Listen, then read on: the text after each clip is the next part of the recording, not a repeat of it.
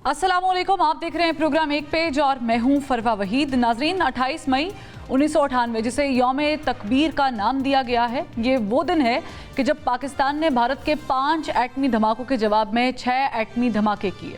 पाकिस्तान ने चागी के मकाम पर धमाके किए मगर भारत लरज़ उठा। जबकि 27 साल बाद 10 मई 2025 को पाकिस्तान ने भारत की मुसल्लत करदा जंग का जो जवाब दिया, उससे भारत कांप उठा है और भारत खित्ते में अपनी सुप्रीमेसी और अजारादारी का जो राग अलापता था, उस पर उसे पूरी दुनिया में शर्मिंदगी का सामना करना पड़ रहा है। पहलगाम फॉल्स फ्लैग ऑपरेशन के बाद भारत ने पाकिस्तान पर जो जंग मुसल्लत की, उसमें पाकिस्तान की मुसल्लह अफवाज, हुकूमत, सभी सियासी जमातें और कौम एक पेज पर थी। मगर ना तो पाकिस्तान तहरीक इंसाफ खुलकर अपना मौक़िफ़ अपना सकी और ना ही मुस्लिम लीग नून की हुकूमत ने आगे बढ़कर तहरीक इंसाफ का हाथ थामा। दोनों जमातों ने अपनी अपनी अना की 1.5 ईंट की मस्जिद कायम कर रखी है। लिहाजा अब ना तो सियासी इस्तेहकाम लाने के लिए हुकूमत और पाकिस्तान तहरीक इंसाफ के माबैन बातचीत हो रही है और ना ही मुल्की सियासत आगे बढ़ रही है। पाकिस्तान तहरीक इंसाफ बात तो करना चाहती है मगर इस्टेब्लिशमेंट से, जबकि हुकूमत बात तो करना चाहती है मगर अपनी अपनी शराइत पर और अपनी मर्जी से। जबकि इस्टेब्लिशमेंट पीटीआई को स्पेस देने के लिए फ़िलहाल तैयार नज़र नहीं आती। लिहाजा बानी पाकिस्तान तहरीक इंसाफ इमरान खान ने अपनी पार्टी क़यादत को अवामी तहरीक चलाने, अदालतों में केसेस की पैरवी करने और अपना मुकदमा सियासी, कानूनी और अवामी महाज पर भरपूर अंदाज में लड़ने की ताकीद कर दी है। मगर अहम बात यह है कि अगर इस्टेब्लिशमेंट तहरीक इंसाफ और उसकी क़यादत को स्पेस देने के लिए तैयार नहीं और हुकूमती इत्तेहादी जमातें माजी में अपने साथ होने वाला सलूक याद नहीं रख रही, तो मौजूदा सियासी बहरान से निकलने के लिए पाकिस्तान तहरीक इंसाफ के पास क्या प्लान हो सकता है। तहरीक इंसाफ अपनी क़यादत को रिलीफ दिलाने के लिए किस हद तक कॉम्प्रोमाइज़ कर सकती है और जो इस वक्त हमारी पॉलिटिकल सिचुएशन है उस पर बात करेंगे। मेरे साथ मौजूद हैं पाकिस्तान पीपल्स पार्टी के सीनियर रहनुमा, फॉर्मर फेडरल मिनिस्टर कमर जमान कारा साहब। कारा साहब, बहुत शुक्रिया, आपने वक्त निकाला। आज हम भरपूर अंदाज में ये दिन मना रहे हैं, मनाया जा रहा है यौम तकबीर जिसे हम कहते हैं, लेकिन क्या ही अच्छा होता कि इस दिन को मनाने के साथ साथ हम पाकिस्तान तहरीक इंसाफ के साथ भी हाथ मिला लेते और उन्हें भी ऑन टेबल ले लेते। क्या लग रहा है आपको, क्या हर्डल्स क्या हैं? जी, पहली गुजारिश तो यह है कि बिलाशुबा ये एक बड़ा दिन है पाकिस्तान की तारीख में। पाकिस्तान एक हिंदुस्तान के मुकाबले में निस्बतन कमजोर मुल्क, कमजोर मईशत, छोटा मुल्क, और हिंदुस्तान के अज़ाइम इसके बारे में अच्छे नहीं हैं। एक मुल्क के आधे हिस्से को तोड़ने के बाद अब वो इस हिस्से के भी दरपे था, तो इसकी बुनियाद रखी गई कि इसका पायदार जो डिफेंस है वो कैसे हो सकता है। कन्वेंशनल फौज को भी ठीक करना है, मजबूत करना है दिफाई निज़ाम को, और एक ऐसा डेटरेंस जो कि अपने दिफा के लिए बतौर एक थ्रेट के, रियल टाइम थ्रेट के वो रखा जाए, किसी के ऑफेंसिव के लिए नहीं, एक डिफेंसिव प्रोग्राम के लिए। तो ये प्रोग्राम था जो भुट्टो से शहीद ने शुरू किया, और उन्होंने जब शुरू किया था तो उस वक्त बहुत मुखालफत थी, उनको बहुत धमकियां मिली थी और उन्हें कहा गया था कि तुम्हारी हम खौफनाक मिसाल बना देंगे, बना दिए गए। उसके बाद ज़ियाउल हक का दौर आया, ज़ियाउल हक के हाथों ही वो इबरतनाक मिसाल बने। लेकिन ये बात भी दुरुस्त है कि जनरल ज़िया ने भी अपने दौर में इस प्रोग्राम को जारी रखा। फिर मियां नवाज शरीफ साहब के दौर में उनको ये मौका मिला कि ये कंक्लूड हुआ आके और पाकिस्तान धमाके करने का के काबिल हुआ। उस वक्त मौका भी बना कि पहले हिंदुस्तान ने कर दिए, हमने भी करने थे। अगर हिंदुस्तान ना करता तो शायद पाकिस्तान भी ना करता। हिंदुस्तान उससे पहले एटमी ताकत बन चुका था। लेकिन बहरहाल ये सबका कंट्रीब्यूशन है, और भुट्टो शहीद वो वाहिद हैं जिनको उनकी जिंदगी की सूरत में इसकी सजा दी गई, उनकी जान लेके। मैं समझता हूँ कि आज के दिन को सेलिब्रेट करना हमारा जायज हक है। और आज इस जंग में भी, इससे पहले भी जो सूरत हाल रही, हिंदुस्तान अगर पाकिस्तान को डायरेक्ट बड़ा अटैक करके खत्म करने के दरपे नहीं होता, तो यही एक वजह है कि पाकिस्तान के पास वो ताकतवर हथियार उनके पास भी है, लेकिन पाकिस्तान के पास भी है। और अगर पाकिस्तान अपने दिफा में बहुत मजबूर हो गया और आखिरी आइटम के तौर पे आया, तो फिर कहीं बात जा सकती है। तो यही एक रुकावट है, और इस दिन यकीनन सारी कौम अल्लाह के हाथ सर्वसजूद है। इस जंग में भी जीते हैं, और इससे पहले भी जो पाकिस्तान जितने भी मकाम आए, अल्लाह करे आइंदा जंग ना हो, कोई भी सूरत हाल इस तरह न बने, और पाकिस्तान अपने वसाइल, अपने लोगों पे ज्यादा, उनकी दिफा पे ज्यादा, एजुकेशन पे, हेल्थ पे, इन चीजों पे ज्यादा खर्च कर सके। आमीन अब आमीन। सवाल यह है कि क्या हमें बाकी जमातों को भी इकट्ठा करने की जरूरत है? बिल्कुल करनी चाहिए। तो क्या तहरीक इंसाफ के साथ हाथ बढ़ाने की कोशिश नहीं की हुकूमत ने? बार बार कोशिश की। अब अगर वही कहते हैं कि हम हुकूमत को साथ नहीं मिलेंगे, हम फौज से डायरेक्ट बात करेंगे और फौज आके हमसे बात करे, हम नहीं करेंगे, और जो मामला एक कजिए के तौर पे अड़ा हुआ, जिसपे सारा मसला जिसने ज्यादा उलझा दिया है, बहुत सारे और मसाइल भी हैं, तो वो है 9 मई का। 9 मई के अंदर जो कुछ पीटीआई के कारकुनों ने किया, उसके ऊपर जो मौकफ लिया गया, वो मौकफ ये है कि ये हमने नहीं किया, ये भी नहीं कि हमारे कारकुनों ने नहीं किया, हमने नहीं किया, बल्कि ये तो गवर्नमेंट ने, यानी फौज के या एस्टेब्लिशमेंट के अपने लोगों ने ये काम किया है, लोगों को एजुकेट करा के अपने लोगों को डाल के सारा कुछ किया है ताकि हमें फंसाया जा सके। अब इस मामले को अटैक भी आप करें, जीएचक्यू पे भी करें, बाकी जगहों पे भी करें, आगे भी लगाएं, और फिर ऊपर से आप इल्जाम भी इदारों पे ही रख दें, तो ये सूरत हाल कैसे चल सकती है? कैसे इसमें टॉलरेंस आ सकती है? अब करना ये चाहिए कि वो भी थोड़ी सी नरमी पैदा करते, और पॉलिटिकल गवर्नमेंट ने बार बार उन्हें कहा कि आइए इकट्ठे बैठ के आगे बढ़ते हैं। जिन जिन मीटिंग में बुलाया वो तशरीफ नहीं लाए। अब इसका इलाज क्या हो सकता है? तो इस सारे अमल में कि वो कौमी यकजहती का हिस्सा बने या उनके साथ एक डायलॉग ओपन हो, कौन है जो डायलॉग नहीं कर रहा, उससे बात कर लेते हैं। ठीक, लेकिन वो कल अलीमा खान साहिबा ने भी कहा कि क्या चीज़ है, उन्होंने एक सवालिया अंदाज में पूछा कि क्या चीज़ है कि इमरान खान साहब, वो मीडिया से बात करते हुए, अब ये तो वही बता सकती हैं कि उन्होंने किससे पूछा, या आप समझ सकते हैं और मैं पूछ लीजिए, आप समझा सकते हैं और मैं समझ सकती हूँ। उन्होंने कहा कि क्या चीज़ इमरान खान छोड़ें कि आप उनकी जान छोड़ दें। अब जाहिर है वी ऑल नो कि ये किस तरफ बात हो रही है, बट अगेन कारी साहब, आप चूँकि एक ऐसी जमात से ताल्लुक़ रखते हैं जिन्होंने कुर्बानियाँ दी हैं, चूँकि हम बात कर रहे थे हमारे यौम तकबीर के हवाले से, तो बिल्कुल आपने सही कहा। भुट्टो साहब का ये लाइन, ये सेंटेंस कि हम घास खा लेंगे लेकिन बना के रहेंगे, ये इट्सेल्फ बहुत पावरफुल है। तो मैं ऐसी जमात के रहनुमा से, सीनियर रहनुमा से एक्सपेक्ट करती हूँ कि वो एक ऐसा सजेशन दें कि इमरान खान साहब क्या छोड़ दें कि उनसे बात हो जाए। कुछ ना छोड़ें, अपनी जिद छोड़ दें, अच्छा, अपने रवैये में तब्दीली लाएं, और उनको इस मामले में इस पे थोड़ी बहुत बहरहाल एहसास नदामत होना चाहिए कि उनकी जमात के लोगों ने वो काम किया जो नहीं करना चाहिए, जो पाकिस्तान के वकार और मफाद के खिलाफ था। वो है कौमी वकार, कौमी इदारों पे हमला, ना सिर्फ उनकी इंस्टॉलेशंस पे, ना सिर्फ जीएचक्यू पे, बल्कि उसके ऊपर जो सोशल मीडिया वार शुरू की गई इदारे को डीफेम करने के लिए, डीमोरलाइज करने के लिए, उसके ऊपर एक तो ये बनता है ना कि हाँ ये अफसोसनाक है, लेकिन इसमें प्लानिंग नहीं थी हमारे गलती लोगों ने की है, और हमें इस पे नदामत है, ताकि दूसरी तरफ से भी नरमी का अंदिया दिया जाए, और दूसरी तरफ से भी ये होना चाहिए। आप समझते हैं कि अगर वो ये माफी मांग लेंगे, कबूल कर लेंगे, तो फिर सामने वाला भी नरम पूछा दिखाएगा? नहीं दे रहा।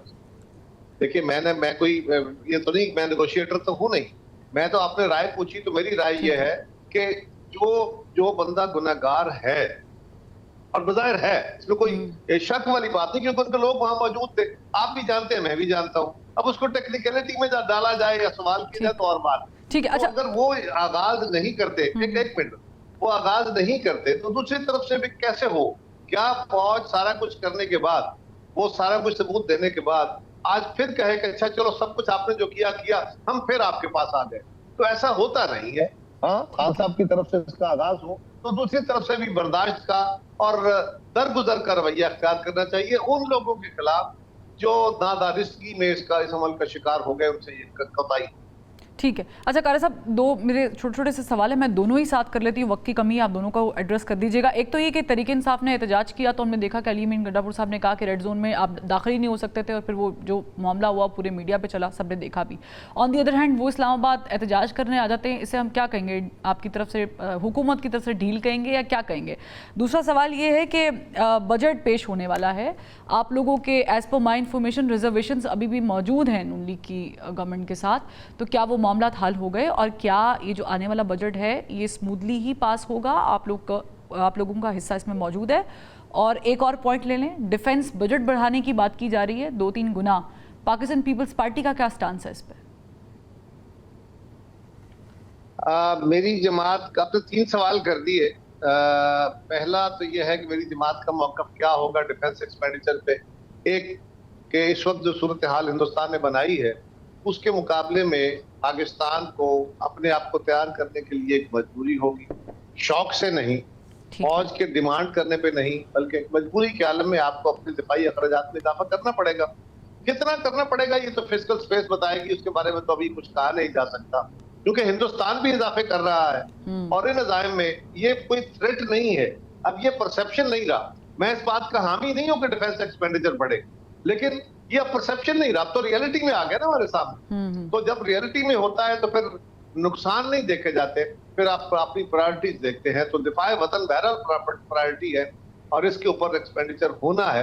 कोशिश यकीनन दोनों तरफ से, दफाई इदारों से भी और हुकूमत से भी की तरफ से भी होगी कि जितनी बहुत जरूरी एक्सपेंडिचर में इजाफा है वो करेंगे, बाकी वो अवाम की फलाह की तरफ लेके जाएंगे। मेरी जमात के साथ जो उनकी एंगेजमेंट है उसके लिए हमारी कमेटी काम कर रही है। मुझे तवक्को है कि वज़ीर आज़म साहब जो बोटलनेक्स हैं वो भी दूर कर देंगे। उन्होंने बजट की प्रायोरिटीज अभी too early to say something. हाँ, अगर हमारा जो एनुअल डेवलपमेंट प्रोग्राम बनता है उस पे यकीनन मेरी जमात चाहेगी कि उनके साथ मुशावरत की जाए, वो की गई होगी। अब जब वो फाइनल होगा तो पता चलेगा कि मेरी जमात का उस पर क्या व्यू है। मैं क्योंकि पार्लिमानी पार्टी में नहीं हूँ, ये फैसले पार्लिमानी पार्टी करती है, लिहाजा उससे बारे में मैं कोई हतमी तौर पर नहीं बता सकता, लेकिन ये जरूरी है कि एनुअल डेवलपमेंट प्रोग्राम भी और बजट की दीगर तरजीहात के बारे में भी हुकूमत जो है वो हमारी जमात को एतमाद में लेगी जब उसका वक्त होगा। तीसरा सवाल मैं आपका मिस कर गया, जरा मैं तीसरा सवाल रिपीट कर देती हूँ कि पाकिस्तान तहरीक इंसाफ की गवर्नमेंट केपी में मौजूद है और उन्होंने आप लोगों के वहाँ पर होने वाले एहतजाज के ऊपर शेलिंग भी की, आपको रेड जोन रोका भी गया। ऑन दी अदर हैंड हमने देखा कि वो इस्लामाबाद बड़े आराम से आए, उन्होंने इस्लामाबाद हाई कोर्ट के सामने एक पुरअमन एहतजाज कह सकते हैं आप उसे, वो भी किया और फिर अपना जो एहतजाज था वो रिकॉर्ड भी कराया तड़ियाँ लगाकर। तो क्या ये ढील है? देखिए, बर्दाश्त है, टॉलरेंस है और उसके भी एक आखिरी लेवल होता है, वहां तक बर्दाश्त किया गया। इसलिए बंदों को रोकने का क्या तरीका होता है जी? ये तो दरियाए सिंध पे भी रोका जा सकता था, ये तो टेक्सला में रोका जा सकता था, उससे पीछे रोका जा सकता था।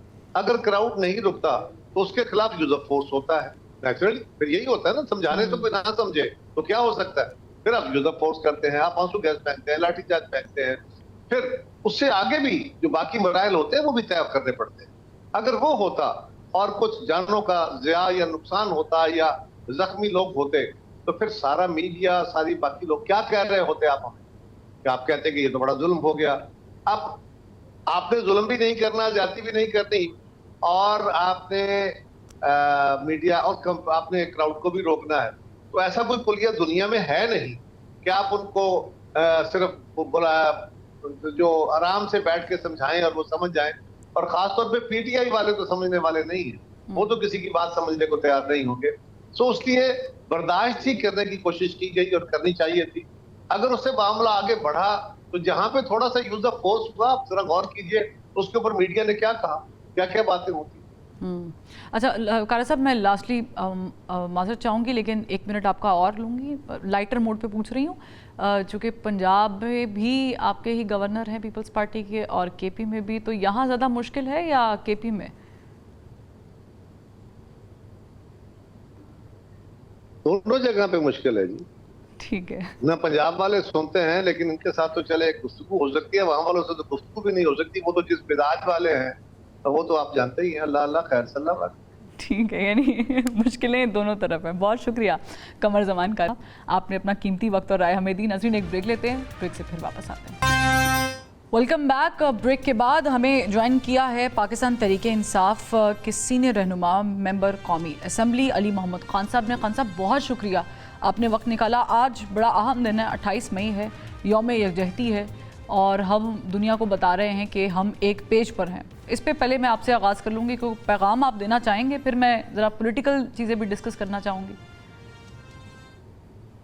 बिस्मिल्लाहिर्रहमानिर्रहीम, अल्लाहुम्मा सल्ली अला मुहम्मदिन व अला आलि मुहम्मद। 28 मई है आज, यौम तकदीर है। पूरे पाकिस्तान को मुबारक हो कि आज के दिन पाकिस्तान नाकाबिल तस्खीर हुआ। इसमें बेशुमार लोगों की काविशें हैं क्योंकि सबसे ज्यादा मौसम पाकिस्तान डॉक्टर अब्दुल कदीर खान साहब की, और साथ में बेशुमार टेक्नीशियन, इंजीनियर, साइंसदान, सिविल ब्यूरोक्रेसी के लोग, सियासतदान, दिफा के लोग। ये एक मुश्तरका काविश थी जो पूरी कौम की एक मेहनत का नतीजा है, और उसके सुरखैल, उसके सरदार, उसके सर के ताज अब्दुल कदीर खान साहब थे, अल्लाह उनकी मग़फ़िरत फरमाए।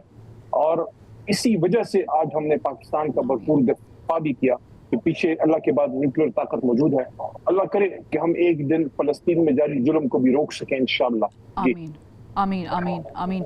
खान साहब, अब थोड़ी सी, चूँकि हम आज इतना कुछ डिस्कस कर रहे हैं और आपने इतनी खूबसूरत बात भी की, और दुआ है कि ऐसा ही हो, but on the other hand कुछ चीज़ें हैं जो जब सामने आती हैं तो हम जैसे सहाफ़ी भी सवाल पूछने में मजबूर हो जाते हैं। हलीमा खान साहबा ने कल इंकशाफ किया कि इमरान खान साहब को जेल में ख़त्म करने की साजिश की जा रही है, और अपने बारे में उन्होंने कहा कि एक्सीडेंट की धमकियाँ दी जा रही हैं। अब ज़ाहिर उन्होंने ये क्लियर तो नहीं किया किसकी तरफ से दी जा रही है। मैं आपसे ही सवाल पूछ सकती हूँ कि ये इस तरह की जसारत कौन कर सकता है? क्या हुकूमत की तरफ से आपको ये तवक्कुआत है कि वो एक्सीडेंट कराने की धमकी देंगे? देखिए, उनकी इस बात को मामूली नहीं लेना चाहिए, उनकी बात को लाइट ना लें। लाइट लेते लेते आप देख लीजिए कि शहीद अरशद शरीफ आज हमारे बीच नहीं है। अल्लाह ना करे कोई ऐसा कुछ हो, और इंशाल्लाह नहीं होगा, लेकिन जो उन्होंने खदशात का इजहार किया है, मैं समझता हूँ शहबाज साहब को, मियाँ साहब को इसकी इन्वेस्टिगेशन करनी चाहिए। सियासी इख्तलाफात अपनी जगह वो तो होते रहेंगे, लेकिन ये बड़ी संगीन बात है, और मैं समझता हूँ कि अलीमा आपा की इस बात को सीरियस लेना चाहिए। लेकिन ऑन दी अदर हैंड ज़ाहिर है कि अगर वो डिस्क्लोज़ कर देती कि किस तरफ से आ रही है तो ये बहुत आसानी हो जाती, बट अगर ये सेंसिटिव मामला है तो गवर्नमेंट को इस पर इनिशिएटिव लेना चाहिए। लेकिन उन्होंने कल एक और बात की, उन्होंने कहा कि कुछ लो और कुछ दो की पॉलिसी है, यानी इसको इंटरप्रेटेट किया गया है इरफान सिद्दीकी साहब की तरफ से कि शायद ये NRO है। उन्होंने NRO का कहा है, बट उन्होंने साथ ये भी कहा कि गिला किया कि अगर आपने इस्टेब्लिशमेंट से ही बात करनी है तो फिर हमसे गिला क्यों कर रहे हैं, क्योंकि हमसे तो बात नहीं कर रही, और ये हो भी रहा है। आप सारे गिले जो हैं वो हुकूमत से करते हैं और बात आपने एस्टेब्लिशमेंट से करनी है। खान साहब, देखिए, आइडियली स्पीकिंग तो मैं इससे इनकार नहीं करता कि सिविल जो सियासी ताकतें हैं, सियासी फोर्सेस हैं, सियासी जमातों की, हुकूमत की, अपोजिशन की आपस में मुज़ाकरात होने चाहिए। लेकिन इस वक्त बहुत बड़ा एक सवाल है मियां साहब के, शहबाज शरीफ साहब के, कि क्या वो बाइख्तियार हैं।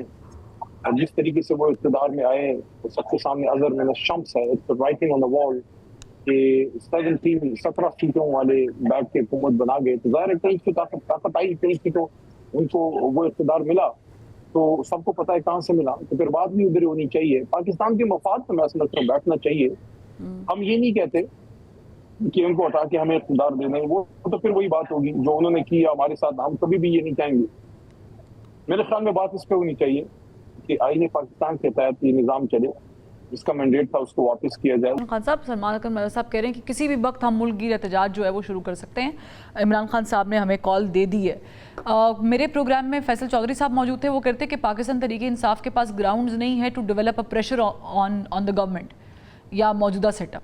तो आप अग्री करते हैं उनकी इस बात से? और दूसरा ये कि एहतजाज की बात की जा रही है, तो क्या एक बार फिर एहतजाज की कोशिश करेंगे आप, और वो किसके खिलाफ होगी?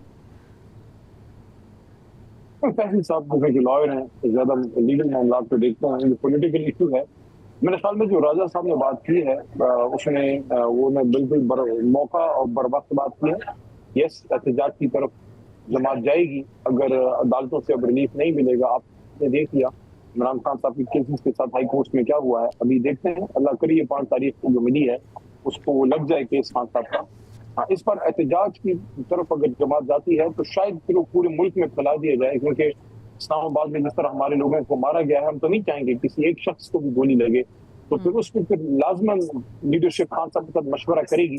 मेरा तो मशवरा ये होगा कि अगर अब आप एहतजाज करना है, पूरे मुल्क में फैला दें। हमारे लाखों करोड़ों वोटर हैं, तो किस किस गली, किस किस चौक, किस किस बाजार को ये लोग वहाँ बंद करेंगे। पुरअमन रहें, जहाँ आपको रोका जाए बैठ जाएं, कानून को हाथ में डालें, पुरअमन रहें। और एक सियासी जमात की सबसे बड़ी ताकत उसका पुरअमन रहना, और उसके लाखों करोड़ों वोटर होते हैं जो हमारे पास हैं। इंशाल्लाह हमेशा तरीके के साथ पुरअमन रही है। हम ही शिकार रहे हैं, हमारी लोग मरे हैं, हमारी लोग जख्मी हुए हैं, शहीद हुए हैं, हमारी लोग जेलों में हैं, हम ही हमें भुगता और हम ही गुनहगार हैं। लेकिन अगर आप लोगों ने तहरीक भी चलानी है और पुरम भी तहरीक चलाते हैं तो क्या गारंटी मिलेगी इस बात की कि उस तहरीक के चलाने के बाद इस्टेब्लिशमेंट आपसे बात कर लेगी? और ये भी क्लियर कर दें कि क्या अभी कोई इस्टेब्लिशमेंट की तरफ से कोई राब्ता, किसी तरीके से कोई बातचीत, बैकडोर डायलॉग्स कुछ चल रहा है? डायलॉग का मुझे इल्म नहीं कि चल रहा है कि नहीं। मेरे ख्याल में गौर साहब ने एक इंडिया दिया था जो शायद स्टार्ट हो जाए जंग जीतने के बाद, लेकिन उसके बाद थोड़ा सा लेकिन माहौल अलीमा ऐसा खान हुआ साहबा है ने इसको वो बता दिया कि नहीं हो रहा अभी, और दीगर रहनुमा भी आप लोगों के यही बात कर रहे हैं। रऊफ हसन साहब ने भी कहा कि अभी कोई डायलॉग्स नहीं चल रहा। देखिए, मैं तो इमरान खान के बाद एक आदमी को फॉलो करता हूँ जिसको इमरान खान ने बनाया है चेयरमैन पार्टी का, बैरिस्टर गौहर। और बैरिस्टर गौहर ने पॉलिटिकल कमेटी, कोर कमेटी को मीटिंग में ब्रीफिंग देते हुए कहा कि शायद एक रास्ता बने, लेकिन वो जंग की फौरी बात था। उसके बाद अब 15-20 दिन हो गए हैं, उसके बाद क्या कोई सूरत हाल है उसका मुझे नहीं पता, लेकिन मेरे ख्याल में आगे का रास्ता गुफ्तगू से ही होगा। बैठ के मसले का हल निकालना पड़ेगा। हमारी भी जरूरत है। अगर हम कहें कि हमारी जरूरत नहीं, हमारी जरूरत है, हमें अपने लीडर को बाहर निकालना है, लेकिन ये कहना कि किसी और की नहीं, एस्टैब्लिशमेंट की भी जरूरत है, इस रजीम की, इस हुकूमत की भी जरूरत है। अवाम और उनके बीच में बड़ा फासला है। अवाम देखें, कोई भी इदारा, कोई भी जो फोर्स है वो कभी ये नहीं अफोर्ड कर सकती कि अवाम और उनके बीच में फासले हों। ये फासले एक सूरत में कम हो सकते हैं कि खान साहब के साथ बात हो, वो बाहर आए, पॉलिटिकल माहौल नॉर्मल हो और फिर इदारे अपना काम करें और सियासतदान जो है वो फिर अपना काम करें। अच्छा, बाहर से डेलीगेशन खान साहब की तरफ मिलने भी आते हैं, आए भी हैं माजी में भी। पाकिस्तानी डॉक्टर्स जो अमेरिका में मकीम हैं उनका डेलीगेशन पहले भी मिल के गया। अब एक हफ़्ता हो गया मुलाकात नहीं हो रही, हालांकि अली मीन गंडापुर साहब उनके टच में है। ये मुलाकात क्यों ज़रूरी है, क्यों नहीं हो रही, अनदर क्वेश्चन। और क्या ये एक इंटरनेशनल प्रेशर डेवलप कर सकती है? साहब देखिए, इमरान खान साहब पॉलिटिक्स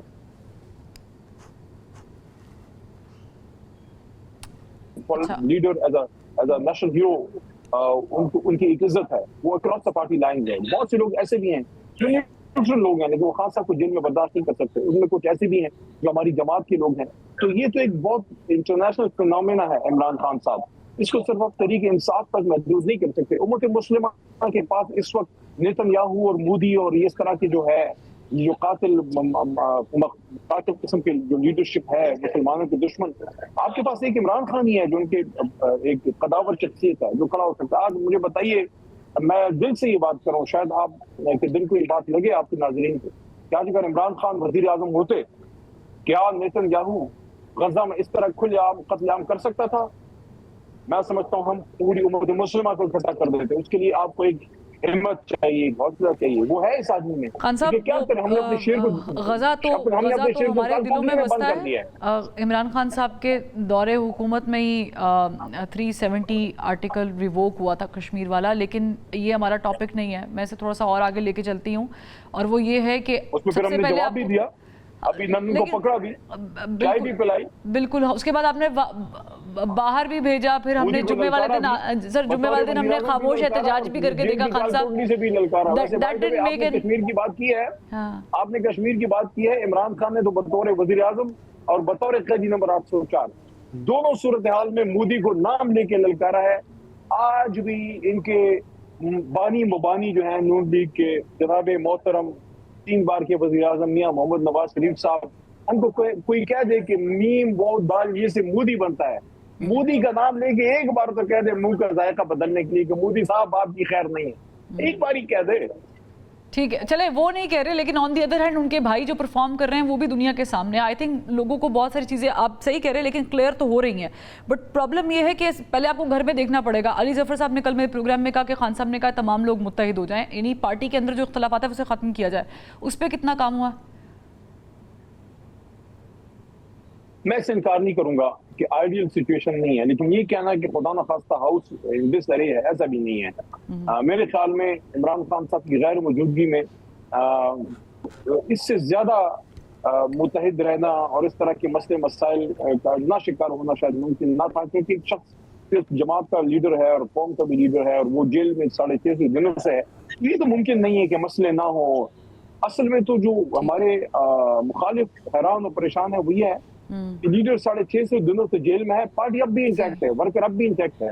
वो लोग जिन्होंने जेलें काटी, जिन्होंने तकलीफें सही, लीडरशिप जिनको जेल ना तोड़ सकी, जिनको आप लालच ना दे सके, अब उनकी कैरेक्टर असैसिनेशन का दौर चल रहा है कि यार इनको ना डरा सके ना खरीद सके, अब इनके जो है कैरेक्टर असैसिनेशन कर दो।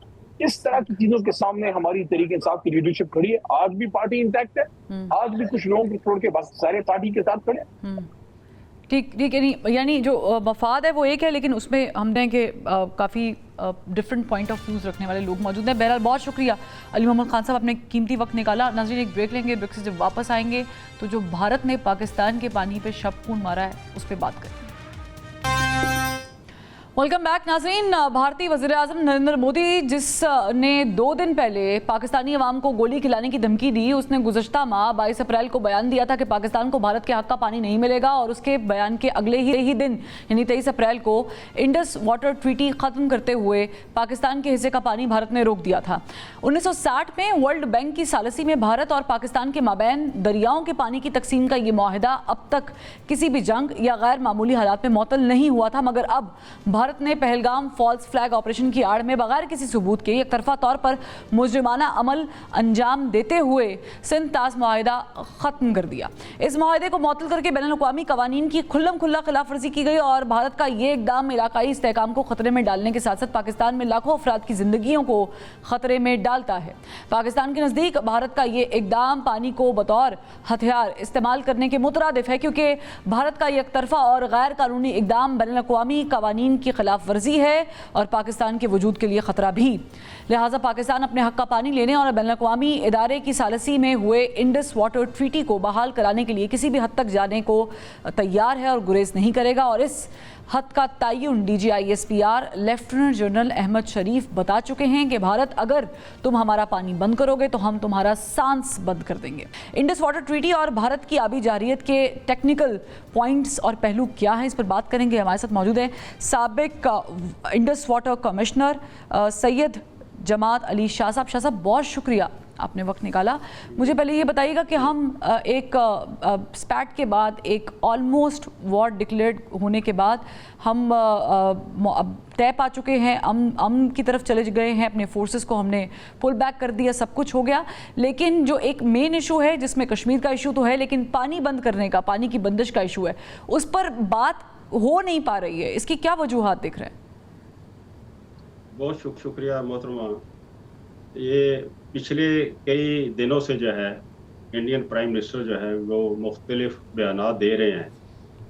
पहले तो उन्होंने पानी बंद करने की धमकी दी, फिर ब्लैक एंड वाइट में भी कह दिया कि हम ट्रीटी को हेल्ड एंड बेस करते हैं, और फिर अगले दिन गुजरात में बयान दिया कि हम अपने हिस्से का पानी जो है वो लेंगे। और अब कल उन्होंने जो एक स्टेटमेंट दी है, अभी तो हमने थोड़े से गेट खोले हैं तो पाकिस्तान के पसीने निकल गए हैं। मैं समझता हूँ कि ये इस तरह के जो बयानात हैं, ये किसी प्राइम मिनिस्टर को शायान शान नहीं है।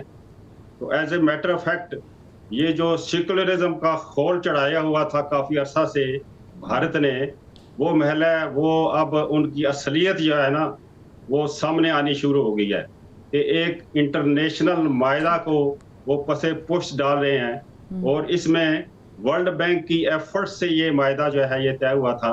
लेकिन मैं समझता हूँ जहाँ दोनों पार्टियों ने इस पर इत्तफाक किया था, तो वर्ल्ड बैंक ने पाकिस्तान को उस वक्त तकरीबन मजबूर किया था कि 3 दरिया रावी, सतलुज, ब्यास का पानी इंडिया को दे दें, और हम इसमें आपको मावनत करेंगे डैम्स बनाने में और लिंक कैनाल बनाने में। लेकिन अब जो वर्ल्ड बैंक है वो पहलू तही कर रहा है। क्या ये वर्ल्ड बैंक, यानी आप कह रहे हैं कि वर्ल्ड बैंक को जो बीच में कूद के मामले को ठीक कराना चाहिए? मेरा अगला सवाल यही था, क्या वर्ल्ड बैंक ये कर सकता है? और साथ ये भी कि पानी रोकने की बात तो की जा रही है, पानी टेक्निकली रोका भी जा सकता है, क्योंकि डैम बनाने में कमोबेश 10 से 15 साल का अरसा लगेगा। इतनी बड़ी मिकदार में आपको अगर पानी रोकना है किसी भी मुल्क का। इसमें गुजारिश यह है कि जी अगर तो कोई पॉलिटिकल आदमी, उनका कोई NGOs, कोई वजीर वगैरह बयान दे देता कि हम पानी रोकेंगे, लेकिन प्राइम मिनिस्टर ऑफ इंडिया का ये कह देना, तो इसलिए पहले हम ये इंतज़ार करें कि पानी जब रुक जाएगा तो हम एंडेवर या कोशिश करेंगे। जाहिर है कि अभी तक तो उनके पास कैपेसिटी या कैपेबिलिटी नहीं है। ये भी इस चीज का सबूत है कि 1960 से लेकर आज तक मायदा सक्सेसफुल रहा है। पाकिस्तान अपने राइट्स जो है प्रोटेक्ट करता रहा है। अगर जो इश्यूज आते रहे हैं तो उनको भी रिजॉल्व भी करता रहा है। लेकिन ऑल टुगेदर अगर इस मायदा से अलग हो जाएंगे तो फिर इसका तो कोई सोल्यूशन नहीं है। तो जहां वर्ल्ड बैंक की मैं ये बात कर रहा था कि वर्ल्ड बैंक को 1960 में ये मालूम होना चाहिए था कि अगर पाकिस्तान 3 दरियाओं का 30 मिलियन एकड़ फीट पानी दे रहा है तो ये एक परमानेंट ट्रीटी है। अभी जो वर्ल्ड बैंक के प्रेसिडेंट ने पिछले दिनों एक स्टेटमेंट दी थी कि इंडिया इस तरह जो है नहीं कर सकता जिस तरह उन्होंने रद्द अमल दिया है, और ट्रीटी में इसकी भी प्रोविजन नहीं है। लेकिन उसके साथ साथ उनको ये भी चाहिए था कि ये इंडिया के एक्शन को कंडेम करते, क्योंकि वर्ल्ड बैंक इस मायदे में सिग्नेटरी है। क्योंकि हमने 3 परपेचुअल फ्लो जो है वो इंडिया को दिए हैं। हाँ। और डैम जो है आपको मालूम है कि उसमें रेत भर जाती है। लिंक कैनाल की वजह से हमें डिफिकल्टी हुई, सीपेज की हुई, और हमने लेकिन वर्ल्ड बैंक जो है वो इन्फ्लुएंस नहीं कर सकता ना। एक ये भी तो पॉइंट हमें मद्देनजर रखना है शाह साहब। और साथ ये भी सवाल ले लें कि हमारी ऑलमोस्ट 70-80% जो एग्रीकल्चर है वो इस पे उसका इन्हिसार है। तो क्या पाकिस्तान कोई दबाव डाल सकता है इंटरनेशनली? मैं कहता हूँ कि ये जो यूएन जनरल असेंबली है इसमें जाया जाए, ICJ में जाया जाए, और जिस तरह पाकिस्तान ने अपनी एक टीम जो है वो मुकर्रर की है वो लोगों को ओपिनियनाइज करें। क्योंकि इंडिया पर प्रेशर तो डेफिनेटली है इंटरनेशनल लॉबी का। ये एक इंटरनेशनल मायदा है, आप अपर राइपेरियन है, आप इस मायदे को जो है वो इससे पहलू तही नहीं कर सकते। और एक ये बुरी मिसाल जो है दुनिया में जो है ये कायम करना, ये भी मैं समझता हूँ कि ये एक हमाकत है। वगरना क्या चाइना इंडिया का पानी कल अगर बंद कर दे अपर राइपेरियन, वो एक अच्छी मिसाल होगी। और ये मालूम होना चाहिए कि हम दरियाए चित्राल पर अफगानिस्तान में अपर राइपेरियन है। तो क्या अगर अफगानिस्तान के साथ हमारे अच्छे तल्लुकात नहीं है तो हम क्या चित्राल रिवर को डाइवर्ट कर लेंगे या अपनी तरफ कर लेंगे? ये सारी चीजें जो है ये सोचने की हैं। ये इसलिए भी पॉसिबल नहीं ह्यूमनली क्योंकि हर साल सैलाब आता है और हम देखते हैं कि भारत हर साल पानी भी छोड़ता है। वो इसी वजह से छोड़ता है क्योंकि उसको अपनी आबादी को बचाना होता है। बट अगेन मेरा लास्ट क्वेश्चन है, मैं चाहूँगी इसे क्विकली शाह साहब एड्रेस कीजिएगा। दबाव जो है वो हम एक्सपेक्ट करते थे शायद वर्ल्ड बैंक डालेगा। ये दोनों ने अपने तय ये तय किया था पाकिस्तान इंडिया ने, वो तो सिर्फ एक जिसे कहते हैं कि सालिसी के तौर पर किरदार अदा कर रहे हैं। तो क्या भारत एक तरफा मुआहदा मुअत्तल कर सकता है बगैर इन्फॉर्म किए वर्ल्ड बैंक को?